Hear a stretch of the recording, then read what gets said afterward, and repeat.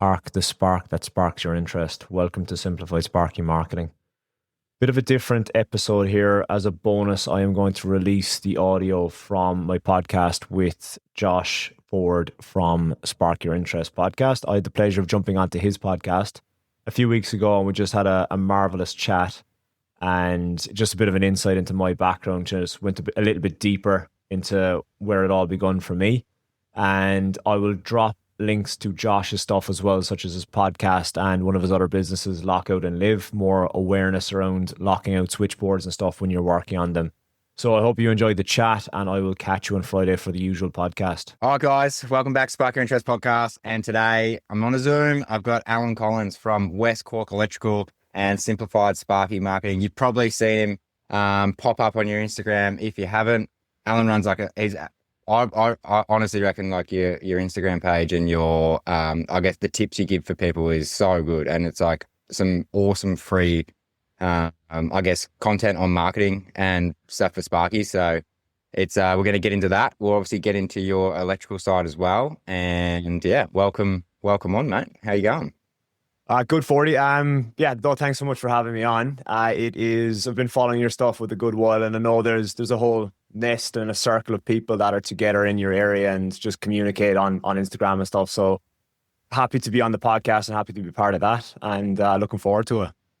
Oh, mate, thanks for taking the time. Like we chat a little bit. I guess like some of the stuff you put out it's not all tailored to, I guess, us in the sense of the type of work we do, but some of the stuff's like that I haven't thought of is so good. Like the marketing thing is, I feel like tradies in general probably suck at the marketing side. I feel like you've obviously found a way to dial that in. Like it's something that we definitely struggled with when looking into doing it. And I guess a lot of people pay people to do it for them, and they take it out of their hands. So do you say like the stuff you do is I guess you give people tips on how to do that sort of stuff themselves, eh?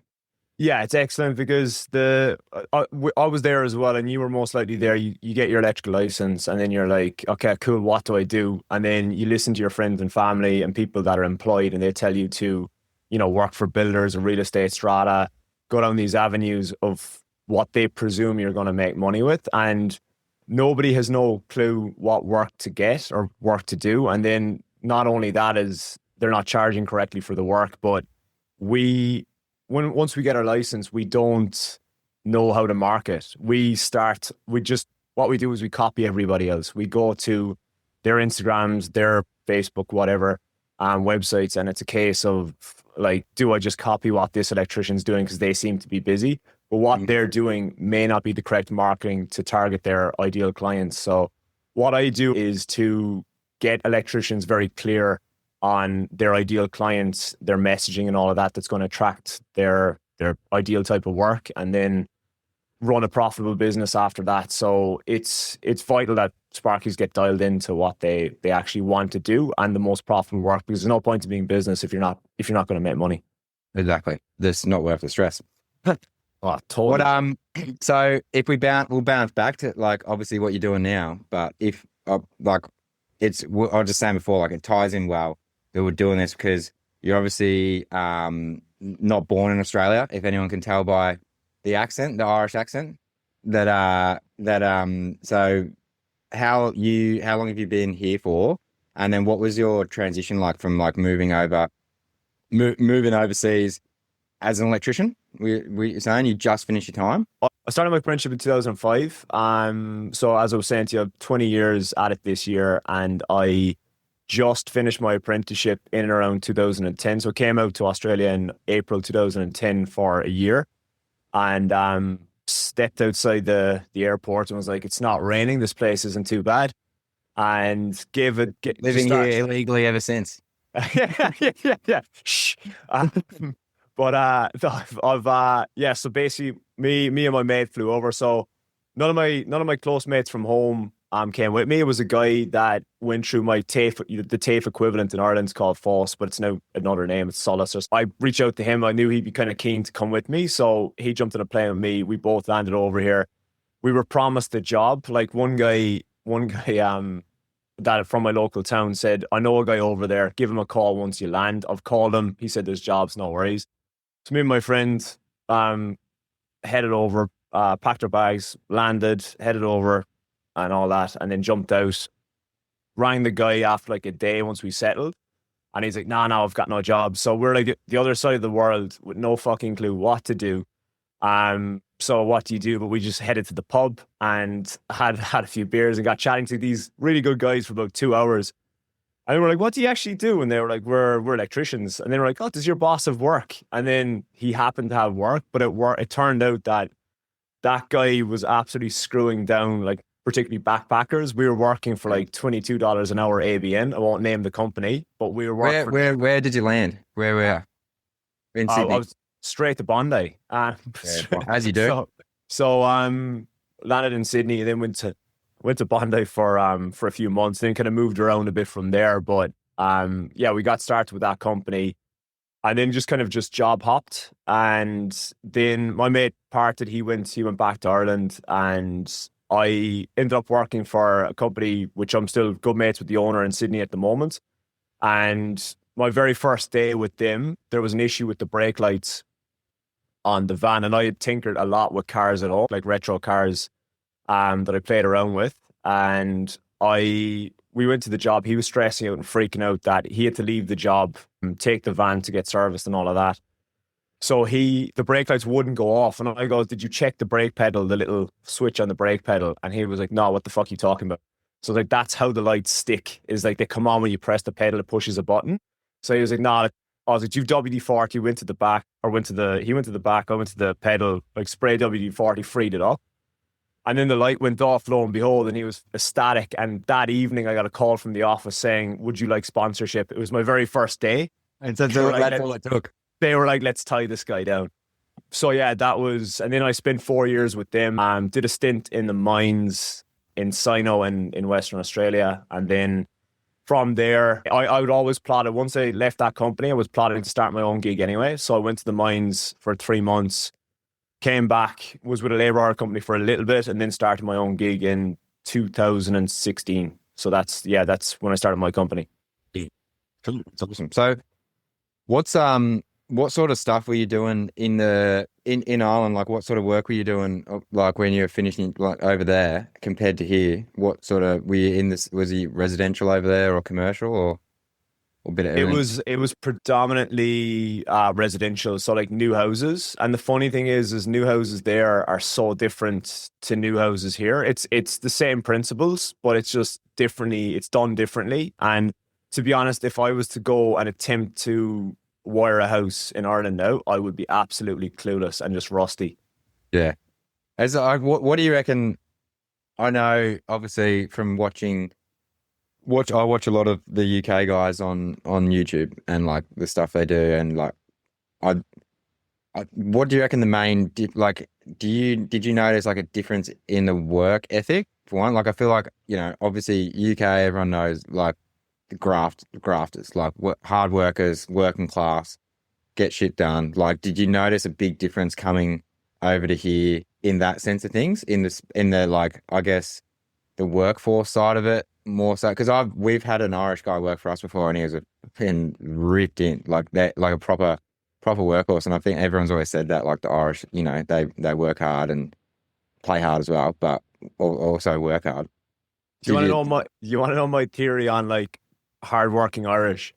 Is and English as well. It depends where you're from. So for me, I've had this epiphany and theory that, in the small towns where you grow up, and everybody knows everybody. And if you're known as the useless guy in the town, you're known as the useless guy. So everybody wants to be known as like a good worker. They show up, they get shit done. Yeah. And I think when you grow up in a built up city area, particularly Sydney, I don't even know some of my neighbors around here. Nobody knows that many people. So people can be lazy. They can just rock up. They can switch jobs, and they won't be known. But I think when you come from a small town or whatever, it's bred into you of like, you don't want to be that useless guy in the town. So it's kind of a work ethic comes through with that as well. I'm after kind of seeing that with a lot of people from particularly smaller towns and smaller areas, that they don't want the reputation of being like the lazy guy or whatever. But I see that a lot here of even just working jobs you come across of just like Sparky's like slewing the cable, like getting to the other end of the house or whatever. It's just like the Wild West in some houses. But no, I've met some cracking Aussies with like very hard work ethic. But it's funny. That was my theory of like, why does everybody come across and they're just like hard working? But then again, there are absolutely useless guys as well come across from Ireland. So and You England. feel like I feel like that's the thing here is like I feel like people is like it's easy to do good in business and in life if you work hard. Like if you work hard, you can't not go well. And that's like I'm a firm believer in that. And I feel like there's so many people that just want to cruise, they want to coast, and they'll use an excuse of like, I don't know, like, oh, you got to live or you got to do this and that. Like, I love working hard. I love hard work. I think it's like, I don't know. I don't know if it's like, because obviously I'm English as well. I always use it as that. It's like it's like bred into you over there. Like I watch my dad. He still works 12-hour days now in an office. Like he's a work like full time. That's what he loves to do. Gets up still at 5 a.m, gets a train in the city, works in an office all day, and then comes home. And he's done that since I was a little kid. So I guess I've always seen that, and I'm like, that's what I look up to like.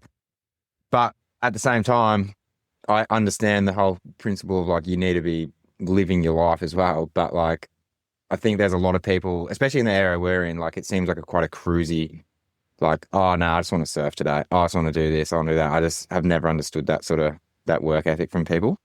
I think, And yeah, I think the same as my dad. My dad's he's turning 80 this year and he still farms. Like he's still a farmer. Like he will get up, he will go out about his day, do his bits and pieces. Not to the level that he used to be at, but he's like, it's almost like a hobby and an interest that it's bred into him now. If that's all he knows, and he just loves it, and it's good for them as well when they get to that age, just to be active and just doing things. So it's just, but the likes of that as well as like when I grew up, my dad was always 365 days a year. He was out on the farm and stuff like that, and I'm actually grateful that I never took to the farming because it's not for me. But I could have been a farmer, but I ended up over here at electrical. But what you're saying about like working to live and live to work as well as, I think there's particularly people that have their own businesses. There's a switch in us that we're entrepreneurial, and it's very hard to turn off, and it's very hard to like sit down and relax. I think there's something in us all. And what I've seen as well, particularly speaking to so many Sparkies, is ADHD is rampant in the trades, I think, and just other little conditions that it's just like just full on hog on focusing on doing work and stuff like that. And it's crazy, but I'm the same. Like I enjoy I love what I do. Like I love particularly the marketing side of things now. I absolutely love it. And it's just, I don't know, it occupies your mind, but at the same time I will still take my holidays every year and I'll enjoy that. And I'm actually heading back to Ireland in 3 weeks for about 5 weeks again. So I try to do that once a year, but it's having that balance of you work hard, but then I know the lights at the end of my tunnel are like going back to Europe and stuff like that once a year. So, but it's good. Yeah, that's good. So it's like skip into your electrical business now, and like you just said, you're going away for 5 weeks. Is it just you? Is it just you that does it? Yeah. So that's what I stress to the guys and the members is like, it's I obsess with leanness and being systematic. So when I go away, I've got right now as well, I've got a virtual assistant that handles my admin side. I've got a virtual assistant that handles the phones. So when I do go away, I've got systems in place. It's like if that, then this situation. And when I'm not here, I've got a guy on the ground here that basically, if they can't wait for me, it gets delegated out and it gets referred to my good friend Matthew. So he then does the work. And we've just got a bit of an arrangement and an agreement, but it just works so well. And my clients are purely mums, dads, Bettys and all of that. And I don't rely on builders, strata, real estate. So I don't have anybody, that's like breathing down my neck that I'm not here, that you need to get that done. Everything can wait. It just worked out really well. But the reason The reason I don't have staff, I tried it and it's not for me. And at the back of my mind, I always wanted to do what I'm doing now, like the marketing side of things. So I knew that it's going to take years to build up a business that can run without me. Like I'm a realist as well of we've all seen the get off the tools in 12 months and you and I know that that might be a bit of a porky, but Yeah. I'm a realist. So Yeah. I'm just like, I was like, right, I either focus on this or focus on that. And I just managed to build like a lean ass machine that it allows me to have time and freedom just because I delegate out little monotonous things to the admin and then I can focus on the work and then I can take my holidays as well. I agree. I think it's interesting because I guess when you start a business, I guess there's such a pressure to grow.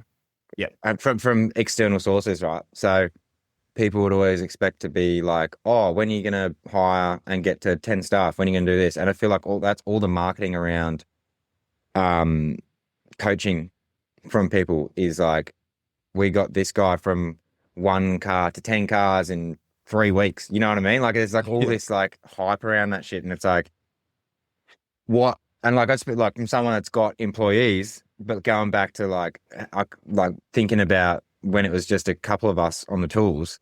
I actually did like, I really enjoyed it. And I actually enjoyed being an electrician and I actually enjoy doing the work. And then now I sit in an office all day, which I enjoy because I still love what I do, but I do miss being able to do the work. And like now I'm starting to get myself on like we've started the YouTube channel. I want to try and get on the tools a bit more and start doing.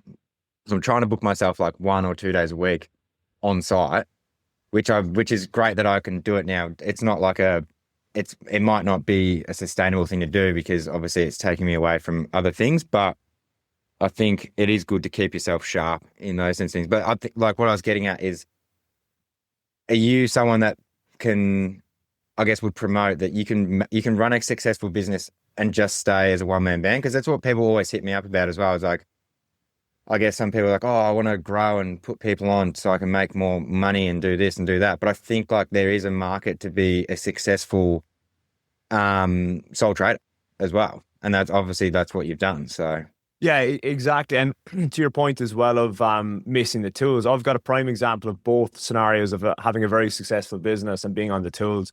So one of my good mates, Carlos, runs a business here in the Inner West as well. And he's tried like, 6, 7, 8 staff and it's just absolute headache after headache. And now he's leaned down to about, I think it's him and 3 guys or him and 4 guys.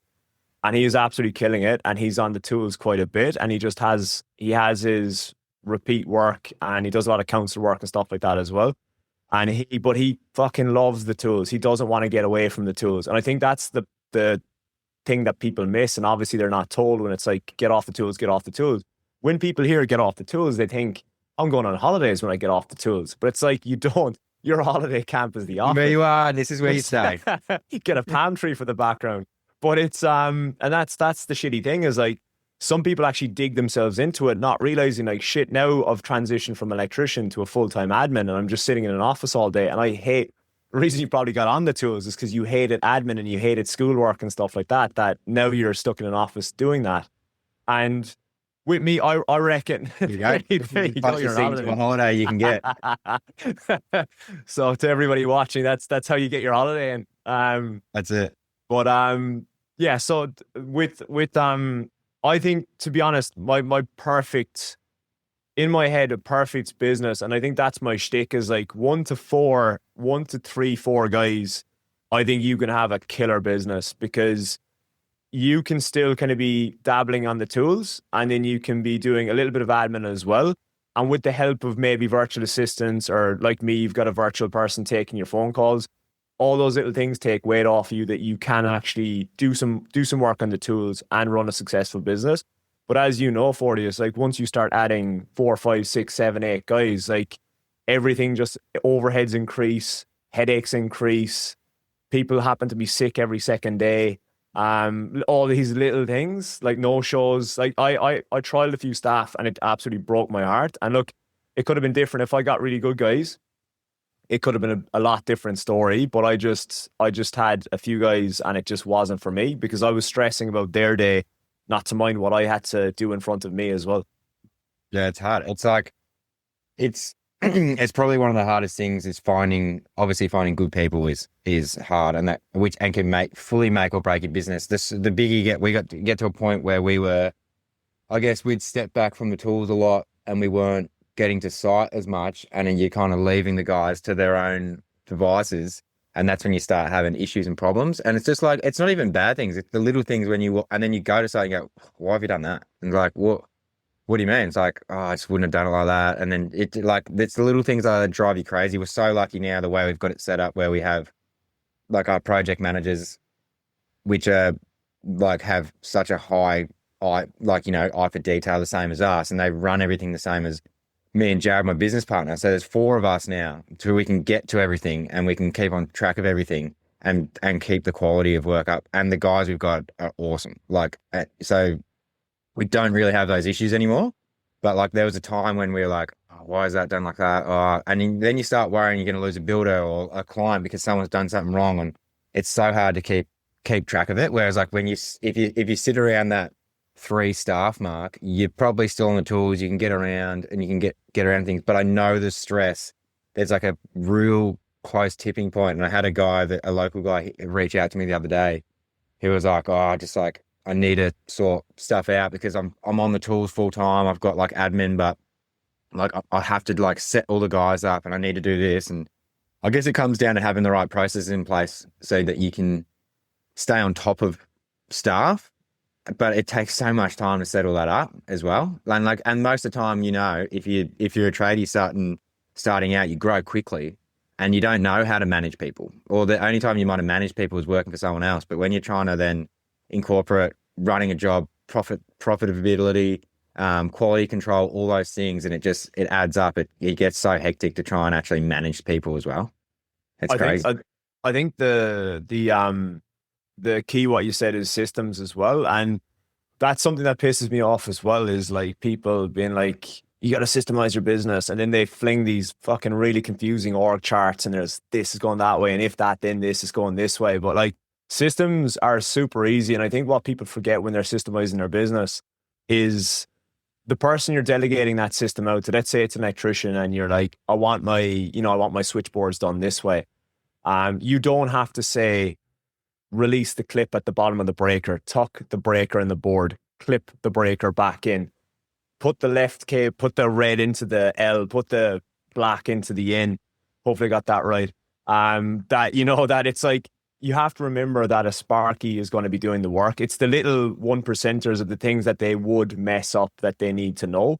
But having systems in place, and a system can literally be like a 20, 30-second video of how to do something. And it can just live on somewhere that's shareable. It can even, as a tip, what I tell my guys as well is, let's say, for instance, you've got a system and you screen record something that you need to know.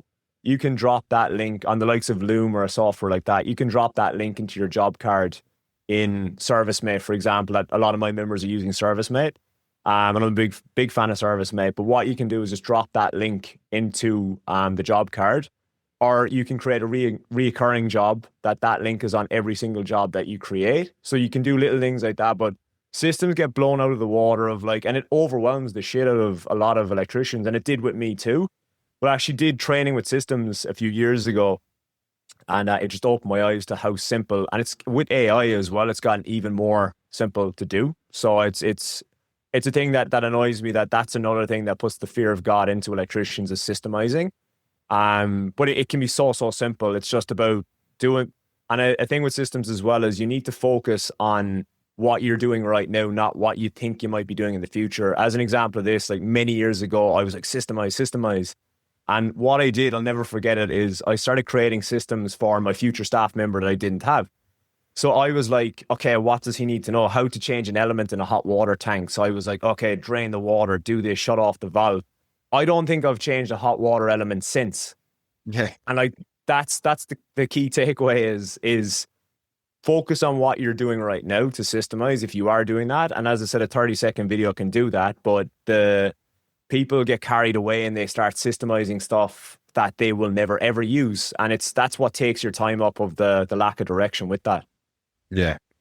I feel like for people that are looking to like hire staff and grow, it's just like being like remembering that it's a bit of a bumpy road to get to the right place, and then find the right, I guess, the right amount of people that there's definitely tipping points of where it's profitable, where it's not. And then you find that along the way, like it's like 1 to 4, 5 staff is like really good. And then you get from like 5 to 10 and it's like a shit show. It's like, and like but there's not that many people that have that dialed down between that 5 and 10. I think like it's a really hard place to sort of find your feet because you got a lot of work coming in, you got a lot of people to look after, and it's like the money wise, the overheads will go up. So it's hard to find that profitability stage there. Then it's like, oh, the next jump's going up to like 20, which is like which is so hard. So I think, but like at that 4, 5 mark, you can still add the processes in and start that, I guess, like you're saying, like systems for people then, like start it when you do have the less staff, and then and you help build it as they grow. And as you add another person, it's like bringing them in on the same thing. But like with your, I guess, with what you do with the simplified sparking marketing, like you obviously got a podcast is that weekly? Yeah, weekly. I they're very short, sweet, straight to the point. So they're usually about 10 minutes. But yeah, once a week I'll pop them out, usually on a Friday. So one went out yesterday. And yeah, just try to just pump a bit of knowledge and information out there that it's easy for guys to digest, particularly if you're in the truck or you're on the way to a job or something. You can literally listen to the entire podcast on that trip. I think so. I'm trying to think. One of the favorite ones I listened to was the handwritten note. I really like that. Yeah, right, about my dog. Yeah, it was crazy. Yeah. So yeah, the story behind it was I was back in Ireland at the time, and my dog had this nasty gash on her head. It started off as a little nick, and then she just kept ripping it. But I was like, backstory was from Halloween last year until Christmas, I was actually back in Ireland because my mum felt very ill, but she's recovered now, so thank God for that. But I was back. I was like basically caring more for my dog than my mum at the time, and just my dog got more and more ill. And just when I left, they made the call to put her down, and then I received a picture from my mum of the postcard that the vet had made out. So what they did is very thoughtful, very very very very nice gesture. But they basically had her little paw print on the card, and just it was like a condolences card because she got cremated. But it was just such a nice little gesture of like, with like addressed to us, and it was like it mentioned her name Molly and stuff like that on it as well. But it was such a nice little gesture that we got that sent out as well.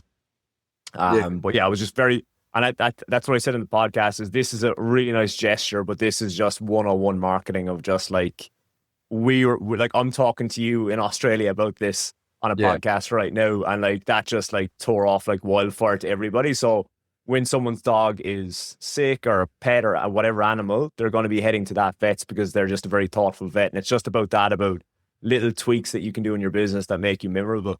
Yeah, because I think, and then there was another one you did where you're talking about is it like a printed handwritten note that like, was it a plumber maybe or something? That's rampant. Like I hadn't visualized it, but I was like, I'd be cool to see what it was. So like, I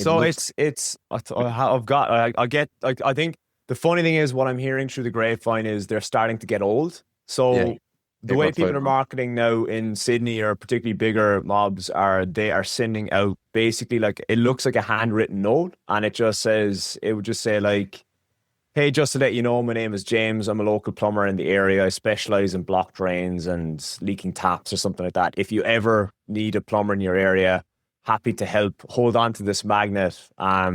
Like speak to you soon, James. And it's really like, it's not written like kind regards or whatever. It's like very just a mate to a mate kind of thing. Yeah. And they just attach their business card. There's just a plain white back, no, just like address to the homeowner or something like that. And that's it. And apparently that's been very, very effective for marketing, but I think people have caught onto it, and the market's now getting saturated with handwritten notes that everybody's clicked onto it. But the note itself is printed, obviously, but it looks like it's just handwritten. So what do you reckon is the best? Say an electrician listening to this who's let's do two ideas, right? So say me, an electrician that is chasing more so like every type of work, builders, bit of service stuff, solar, with 20 staff. What is the best way to market? And then what's the best way to market for a one man band who's looking to do mum and dad stuff like that? What's the best place to start? What do I do? So we'll start with the one man, because the one man will then have the bigger company should have this structure put into place. But for the one man, the starting out today is the notorious Google My Business. Obviously 101 is get your Google Business Profile, what it's called now. I don't know why they changed the name. Just get that set up. It's free. Absolutely treat that page like a Facebook page or an Instagram page, and upload regular posts, regular images, get reviews on the regular. Very easy to get reviews. The hardest thing about getting a review is asking. If you don't ask, you're not going to get. So get your reviews, get them pumped up. Once you get so many reviews, you'll start ranking higher in your area. And particularly, just depending where you are, you'll dominate that local area once you start getting reviews. And it's essentially, it's a free listing. It's going to you're going to put your time into it. But that is number one for guys starting out, is the Google Business Profile. What I'm seeing a lot lately, Fordie, is chatting to a lot of guys that are actually, they are established. They've been in business 2 or 3 years, and they do not yet have a website. They do not, and that's disgraceful in 2025. Yeah. And I mean, like, I'm actually going to do a thing. I reckon I can get a website and a brand up and running for about $300. And like, it's just such a simple thing to do. And you have to have a website. If you're, and they're the exact same people I see complaining that it's quiet or I haven't got work. Stop whinging about it. Go get a website for, like, overnight. I'll create a website in about an hour for you. When we started the stickers, I was like, oh, the day of, like, we need a website. Called up our mate who does videography, because I know that his partner does websites, and they banged one together for us that night. And then bang, we had a website for it. It was like straight away. I'm like, that's the first thing you do. It's not even like, I don't condone doing a DIY website, but if you're really hard up, get something out there. Like, I would say pay a professional, get it done correctly. I've gone through about 6 websites until I was happy with the one that I've got now. And I learned the hard way with a lot of mistakes along the way. But I would definitely say pay a professional. But just be careful as well, because I actually had a call with a guy yesterday, and he was on the verge of using WordPress for his website, which is nothing wrong with WordPress, but the way to go is Webflow. And the thing with Webflow is it's set and forget, and you just basically build a website. It's got the hosting and everything built in. Whereas what the web developers were kind of getting at was, oh, now we've got you built on WordPress, but there's going to be a $200, $300 fee every month. So that $1,000 website ends up a $5-6 grand website every year.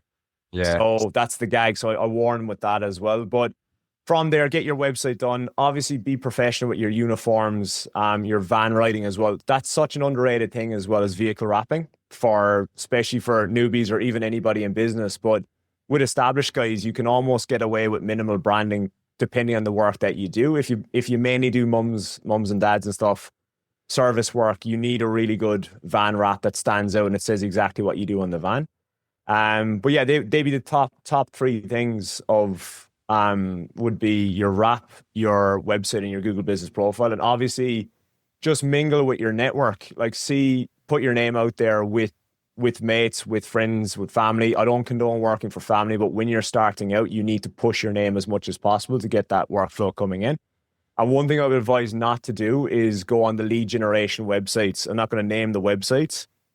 One's got pages on the end of it, but there's several of them out there that you can just basically go on, sign up. You'll get sent leads every day, and apparently it's turned into fastest finger. So I was speaking to a mate that's paying for this, and a job will pop up for like a switchboard upgrade, or it might be like put in a few downlights, and people are waiting for the lead to come in, and they pounce on it, pay for the lead, and they're like either going out to that job, or they're quoting it remotely or whatever. And it's just it's turned into dog eat dog of like who can get in there cheapest and get it done. So I don't condone that. I wouldn't advise doing that. Find your own work. And if we're to move to the established business that's got a lot of trucks and you've got income in the bank coming in to start with as well, and I see this a bit as well with even established business, is like getting a marketing plan in place of what exact work you're doing is making you the most money. Who's your ideal client, or who's the gatekeeper? Say if you want to get to a builder, or you want to get to a commercial client or something like that, who's the gatekeeper that you've got to get to or get through to get that extra work? And you need to know, that person very well. You need to know how to get around them to get that kind of work. If you want to get mums and dads and stuff, there's the treacherous road of ads. So if you've exhausted all the organic methods, it's running Google ads and Facebook ads as well. But what I stress to people is running Google ads and Facebook ads is a brilliant way of getting in work. However, it's a very expensive game depending where you are. And what a lot of people don't realize is when you start doing Google ads or Facebook ads, particularly, let's stick with Google ads.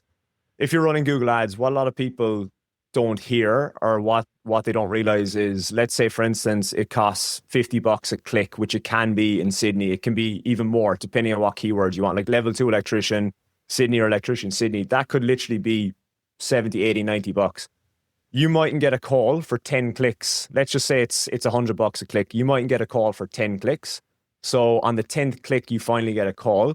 That lead is now costing you $1,000 before any overheads of sending the guys out there and stuff like that. And that's what people don't realize. And I got dragged into that in the early doors of business, that my web guy was like, at the time, was like, hey, you got to do ads. You'll kill it. And he got me spending a couple of grand on ads, but I was competing with guys, that bigger boys out there. And it was just, I just hemorrhaged cash. And the worst thing about Google ad leads is I was getting calls of like, can you tell me if this smoke alarm will interconnect with this brand?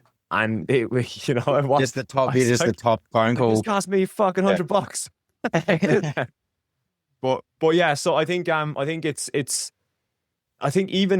the established companies don't really have their marketing plan dialed in, of like, they don't, like, the number one thing across both starting out and your established business is change the messaging on your website. Your messaging is that's the single most thing I learned in marketing, is the messaging on your website is the most powerful tool that you have. Because if they land on your website and they can tell what you do in the first 1 second to 4 seconds, when they land on your website, it says, we do this, we're this, we do this, here's how we help, call us here. So many people are like, welcome to XYZ Electrical. We've been established with my grandfather in 1972. And it's like, you're not speaking to the client's problem, that they're there for a reason. They've got an issue. They've got lights they want. They've got tripping.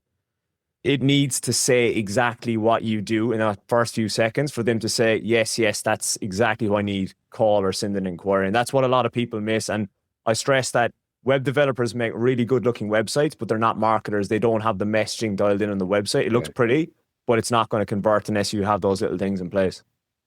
I think a website's important. Like I'm definitely, I've spoken to a few people about it. Like I'm definitely not a fan of the generic, like, stock images of American Sparkies on a Australian.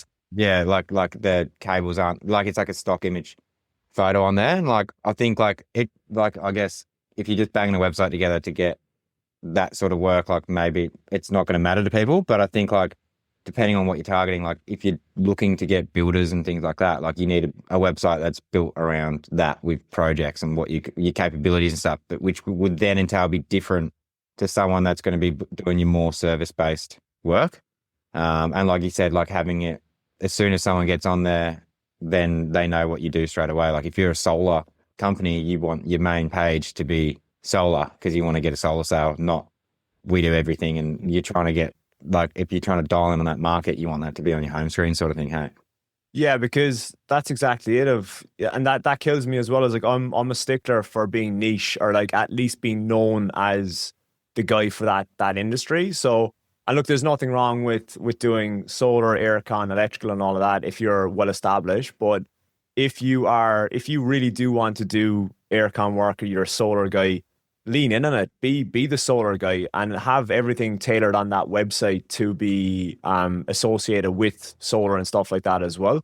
I spoke, like, for example, with this, I spoke to a guy in Canberra and he's got two businesses and he has got one page, one website that's purely EV chargers. And it's a little white lie, but I told him, I was speaking to him and I said, on his messaging on the, like, it doesn't matter. He's got another website that does electrical, but on his the EV charger website, which is, he's ranking really well. I told him to put up the top of it. All we do is EV chargers. That's why we're specialists at it. And if I'm somebody that's looking to get an EV charger installed and I don't know anything else about electrical, but I've just bought a BYD or a Tesla or whatever, and I'm like, I need a charger installed. I stumbled across this website and I see this guy has got on his website that, you know, all we do is EV chargers. That's why we're experts at it in Canberra. It just really speaks to that person about exactly what they want to do. But yeah, being all things to everyone, you're nothing to no one. You just get watered down unless you're established in a particular area. And that's why I fully lean in on residential service and maintenance. And that is all I do in my business. And when you do niche and stuff like that, you don't have to reject other work and other work will come in. So when that work does come in, by all means, grab it as well. But it's just a case of like being known for one thing that you can really lean in on being a specialist on, but it still doesn't rule out just not doing all types of other electrical work as well. Yeah, I think I've seen something that's popped up the last couple of days. Actually, it's been interesting. Like, obviously, people trying to get work. I saw two posts come up on on Facebook, and then I'm guessing they're people that have kind of just started their business and like, you can't be, I guess, angry at people for it because they don't know any better. But it was two separate electricians that had posted on like local community pages with like what they do, but then putting their hourly rate at the bottom. Yeah, and it was like $80 per hour. Like, like, and I'm just like, you just want to like grab them, shake them, and be like, mate, like, I was actually like thinking like, it's not my place. I'm not going to do it. But like, it's like, you're actually exactly what's wrong with the industry, but you probably just don't know any better. And they're probably thinking, I'm charging $80 now. I'm absolutely killing it. And they've just started and then wait till they get a tax bill or something, and then they'll realize that the hard way. But I'm like, you doing that and marketing yourself as that, the problem with that is like the actual people in the community don't know better. So they're like, oh, well, this guy can charge $80 an hour. Why are these guys charging 130, 140? They're ripping me off. When really, like, this guy's just completely undercooking it. And then he makes everyone else seem like they're overcharging, whereas he's undercharging. And so, like, a word of advice is for anyone: don't put your hourly rate on an ad, especially on a Facebook page for you to try and get work, because that's just like you literally undercutting the whole industry to get work. Like that, you don't need to put that on there. It's pretty crazy. Yeah, and to that as well, it absolutely kills me that like when people exit TAFE, there should definitely be a module in that should be getting your business dialed in. Like it's crazy that you can just get your license, get an ABN, and absolutely run amok with business and not have like the age old, like you can be a fantastic electrician, but it doesn't mean you're going to be a good businessman. And it's very evident in the industry as well that like people like that, those guys on Facebook just posting, but Facebook and the likes Facebook Gumtree and stuff is just the bottom of the barrel. Like you'll just literally see people cutting the life out of it. But to your point of just not knowing any better as well, is like Sparkies starts, I think I mentioned this in the podcast, but Sparkies start their business and they're like, what do I need? It's like, okay, I'm going to need a Milwaukee set. I'm going to need my tools. I'm going to need ladders. I'm going to need a van. Definitely going to look. What I'm going to do is I'm going to buy put a deposit on a 2026 Toyota Hiace. That's exactly what I need. It's like, how about you get a 2015 Hiace that's clean, it runs, it's perfect, and you put that extra money into getting educated on your business, because that minimal investment you'll make on being educated in your business will return tenfold, whereas the van's just going to depreciate over a few years. It's just, it's killer that like, it kills me that like people, and they don't know any better. You don't know until you're too far in the shit and you realize you're not any good at business, that it's like, damn, I wish I got help. So I think like there should be like, it's pretty crazy that you can just go and start your own business. It's like you should have to sit a course or something before being able to get your ABN to start your own business, especially like because it's fucking like it can be dangerous as well because it's the exact thing of like someone cutting like I guess underquoting something, not knowing what they're doing, and then cutting corners to try and recoup money or something like that, and then they're going to start doing things dangerously. And like, I think there needs like some of the cowboy shit you see from people running their own business is wild, and like also people ripping people off as well. Like, I feel like if there was like some sort of course you had to do to. I think it might be different in Queensland. You might actually have to do I something think Queensland and Perth, Western Australia they're pretty onto it, even in regards to like certificates and stuff as well. I think Western Australia are pretty stringent that you have to do like a contractor's course, which is awesome. That's like, I was just like, I wish that was in New South Wales. or you had to do like a certain amount of time out of your apprenticeship or something. Because like you could literally get your apprenticeship signed off, get your ticket, and then the next day be Wreak so and so havoc. electrical and be out in the van charging $80 an hour. But with your $80 an hour thing as well, I actually, again, kind of rewinding back to messaging, and the like people that post on Facebook, and how shit is Facebook that like, just remember this, electricians listening, is like when you run Facebook ads, it generally goes to followers that you have, or people like your followers, which for 99% of electricians, 50% of their following are Sparkies, because they're like, oh, they're curious and they're nosy and they're just like checking, like it's like, oh, you didn't clip that cable over there. So it's like, that's why if you're an electrician and you keep seeing like electricians ads like my feed, it's because of the following. So when you're looking at running Facebook ads and stuff, you have to get very targeted with it. But I seen a guy's ad pop up recently, and again, a newbie to business, no fault of his own, but his ad was just a B-roll of him, putting ladders in the van. He was walking through people's houses. He was putting up a light or whatever.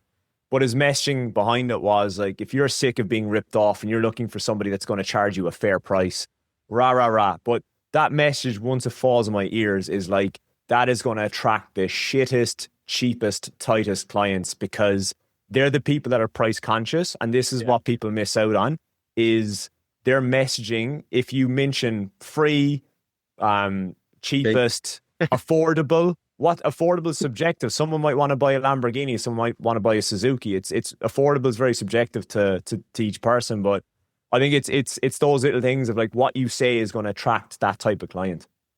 Oh, that's what marketing you put out there is gonna attract different people. And I think like marketing is the exact thing, targeting towards being the cheapest. Like it's ludicrous. Like, and I think like I've seen so many ads of that, and it's like fair. What is it? It's like people say fair and reasonable pricing, fair and reasonable pricing, and it's like you shouldn't have to market yourself in that way. Like you shouldn't have to say that, because it's almost saying everyone else is going to rip you off. I'm not. I'm going to be cheaper than everyone.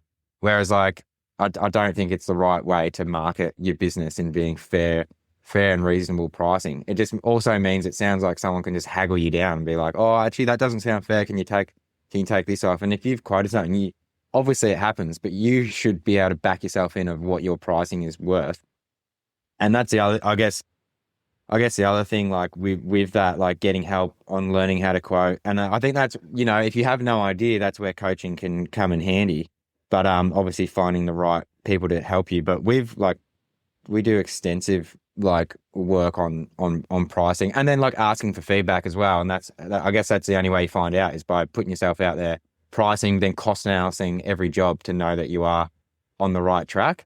And if you're starting to like be making a shitload of money on a job, you're probably charging too much. And then it's like, do you find that fair price for people that way? Not going out to rip people off and like, oh, if you're overcharging, you need to find that out and do it that sense. What's your thoughts on I guess people finding help if they don't know? Because obviously do you have an opinion on the coaching industry?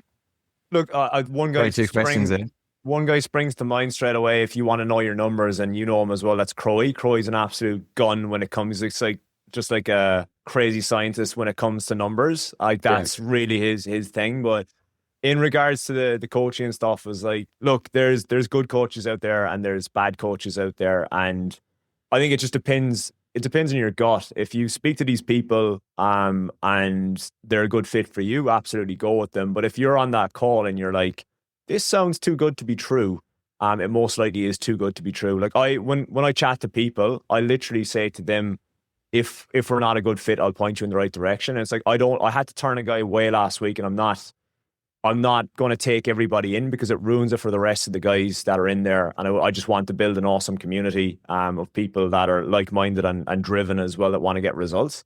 But the whole coaching thing it's getting out of hand. I mean, every time you open up your Instagram or Facebook or whatever, you just get bombarded with coaches hitting you. And I actually hate the word coach. It's a dirty word. It's like salesman. So that's why, like, I've swapped it out to mentor or mentorship, because I absolutely hate the word coach, because it has it's got that tarnished brand with it now. It's a pretty good way of putting it. It's getting out of hand, and like I'm sure anyone that's an electrician, like you're targeted on your Instagram for it to hit your feed and do it. And there's obviously some guys out there that are pumping so much money into their marketing budget so that they are fucking everywhere. But yeah, I guess finding the right fit if you are going to go down that route. But also, like, yeah, I feel like my whole thing with that was, if you're getting taught, like, I guess, a sales technique from a coaching company, they've done it on you. Does that make sense? Like you're also 100%. Getting it like put onto you. So then, like, you're like, oh, hang on, I'm giving these people money. Like, they're teaching you a sales tactic, but they're also using it on you. And that was something that had never, like, sat right with me in that world. Like, if someone's putting a sales tactic onto you to then teach you how to do a sales tactic, it's like, you've just had, like, that's just happened to me now because you've done it. So, like, I feel like that was always like a weird thing that I'd sort of had against it. I think people that do it but don't push it in that way are the people that are, like, the right sort of fit as well. Does that make sense? Yeah, and I think you can smell it. Like, you can smell a sale, but, like, I suppose it depends on how long you've been around the block. And, like, if you're new to business, I remember, like, one of the first course I signed up for, like, years ago. It's probably, well, nearly 10 years ago now. But, like, I remember the guy ran a webinar, and I got I missed the webinar, but it had the replay, and then I watched the replay, and I got an email saying, like, there's only one spot left, and I was like, fuck. And I was just like, fucking, can I get that one? Can I get that one spot? I was like, there's only one fucking spot, and I was like, there's not one. And then, like, sure as shit, like, 10 other guys came into the thing, but I was like, it's so, when you don't know, you don't know. But now it's funny. My wife bought a car the other day, and, like, all I was doing was, like, I just laid low in the background, like, arms crossed, just observing the sales tactics. Like, on the car saleswoman was just like, oh, you wouldn't believe how many of these we sell. And I was like, bullshit. But but yeah, and just watching all the observations of, like, would you like a water? How's your seat? Kind of thing like that. Just, I was like, I know what you're doing. But yeah, sorry. Did it work? Oh yeah, she put a deposit down. There you go. Well, there you go. They're on to I just be like, don't do it. But yeah, so it's a strange industry. But, like, I mean, I seen a guy's ad. I seen a guy's ad yesterday, and yeah, basically said built his business to $1 million a month, and I was like, that's a pretty crazy amount. But what people are missing is, like, yeah, $1 million a month is sweet, but, like, what were the overheads and the spend on that month? Like, it's not about the turnover, it's about the leftover. And, like, that's what I'm very firm on as well, is, like, we don't want to concentrate on what you turn over. We want to know what's going to be left in your bank account at the end of the day. That's like one of the big marketing tactics from coaches, I guess, seems to be, like, revenue and, like, building revenue and, like, marketing that. And it's like, oh, our turnover's gone from 50K months to 100K months. And I actually talked to Crow about it. I thought it was funny. I was like, well, my ad spend was 50K that month. all you got to do is get a job with a 50K switchboard. And then you go, oh, this month I've got, like, you know what I mean? Like, that might be an in and out. It's like, not real. It's not real numbers. You can't market revenue. It seems crazy, but it's like, for people that don't know, it sounds really good. And, like, I put myself back when we started, and I didn't understand any of that either because I'd never ran a business. I didn't know what margin was or anything like, or net profit. I didn't even understand that. I just started a business and started doing it. And if there was no money, I didn't know why. And like for people to like target people like that, like it sounds good. Like if you don't know what you're talking about and someone's like, oh, we can get you from 50K months to 100K months, you're like, fuck, that's all. Is that 50K in your pocket? Like that's what you think. You're like, oh, an extra 50K in my pocket. But like that, like you can't measure the revenue as success because like I can look back over years and be like, oh, we turned over an extra X amount.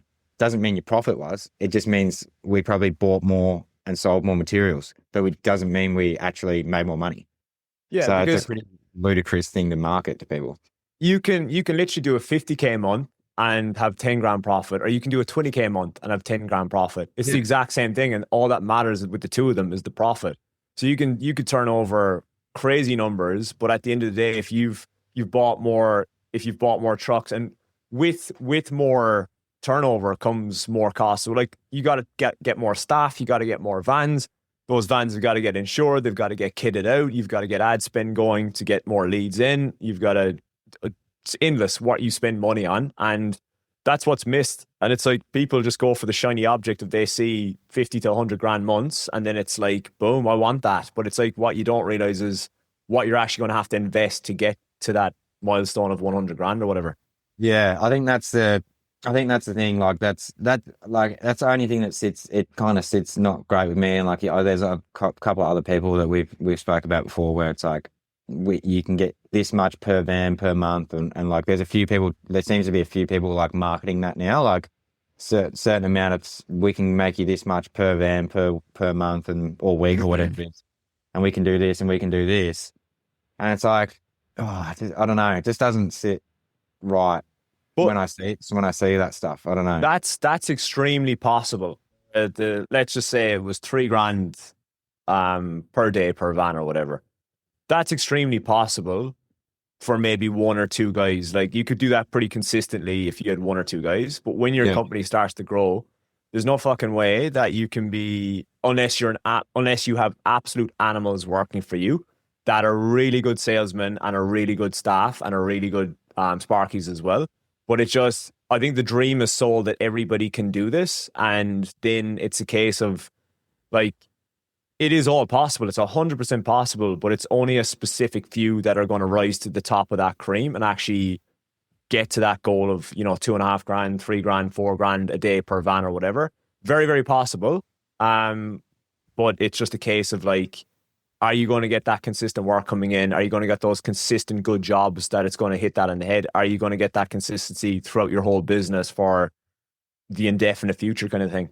Yeah. Yeah. Sam. Well, what's your sort of plans moving forward with business, your podcast, everything, like, and obviously your like what's going to be your plan? So my plan, where this all stems from me is I've had 2 incidents. My biggest motivation is I've had 2 incidents. One in 2020, my dad fell extremely ill. I had to go back during COVID back to Ireland, which was a strange time. And it happened again last year. And I've been wanting to do this with ages. I wanted to basically move into the kind of marketing flywheel stage I'm at now. And my biggest motivation is I want to have the flexibility that I can just pick up my laptop, jump on a plane and go back to Ireland if I do need, or if I just want to travel and work remotely. And this is something I've been super, super passionate about with probably 5 or 6 years, but I was too much of a coward to take the leap. And for anybody listening, if you're on the fence, either starting your electrical business and stuff, just jump.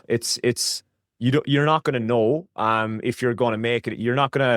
If you don't take that shot, you're not going to know if you're going to score. So you have to take that leap. But what I want to do is, my aim and my goal, I'm very open with my members, is like within about 12 months, I want to sell my electrical business. It's churning leads at the moment. So leads are coming in and it's churning away nicely. And I aim to offload that business in about 12 months. So right now what I'm doing is it's probably a 60-40 split. So I'm doing 60 electrical and then 40 is on the marketing. But the more people that come into the mentorship, it's going to be leaning more towards that. And then exiting the electrical business is the overall game plan. I love the industry, but I like to explain to people that I go in, I do my job as an electrician, but I feel like I'm in a relationship that I don't want to be in at the moment. So I want to get away from electrical and move more towards the mentorship and just, yeah, guiding guys and implementing what I've done in my business into their business. Yeah. I think anyone that hasn't well, doesn't follow you or hasn't listened to your podcast should jump on, especially guys starting out or like anyone really. Like, it's going to help. Like, you know, there's things that I've taken out of it as well, which is really cool. So I think like anyone who is especially not confident in the marketing side or wants fresh ideas and things like that, or help on those things should definitely reach out to you as well. And I know like it seems to be like giving away stuff for free, obviously, is something that helps build, I guess, builds your rapport, I guess, with other people, to know like you give away information for free in your podcast, and it's helping people come to you and be like, well, obviously what you can offer people is knowledge. Yeah, I guess. So like when you listen to your podcast and the things you say and you're giving away for free, and then you also sign people up to your mentorship program as well, and it's Yes. completely different sort of thing. I think the easiest way to explain it is like I give a shitload of stuff away in the podcast. Like I give a lot of detail away and stuff in the podcast, and on my emails as well. There's a lot of information in there, and the emails and the podcast and Instagram is really like the what, but inside the mentorship is the okay, I know about it, but that then inside the mentorship is the how. Like, how do I put this into my business? Like, that's really it's summed up in a sentence of, yeah, basically in there, it's like, let's get this shit implemented into your business. Yeah, awesome. Well, if people want to reach out, what's the best way to get in contact with you? Mainly Instagram. So head across to you put the link in the handle, alan.collins or whatever. Yep. And yeah, just head across to Instagram, shoot me a DM. Is probably the best way to get me. Drop the email and stuff like that, alan@tradiology.com. That's really it. Reach out. Awesome. Oh, well, thanks heap for the chat, mate. It was really good. I want to do another one with you because I'm holding off because I know we could talk about it for probably an hour, but I want to do another pod on the Google and the shit fight that's going on at the moment. I'll touch on it quickly about Google taking people's Google My Business pages down due to change of addresses. But I feel like it's a whole nother episode that we can do because we can probably talk about it for ages. Yeah. And I want to save it for that and do another one. But a word of warning, if you're going to change your address, maybe get a professional to do it. Was that what you'd say? Just anything, fucking hours, your address, your business name, anything, just approach with caution. Yeah. That's our sign off for everyone to be cautious of, but we're going to do another chat on it and go in depth on it for sure. So thanks for joining, guys, and we will catch you next time. Thanks, mate. Thanks for jumping on. No worries. Pleasure to be here, man.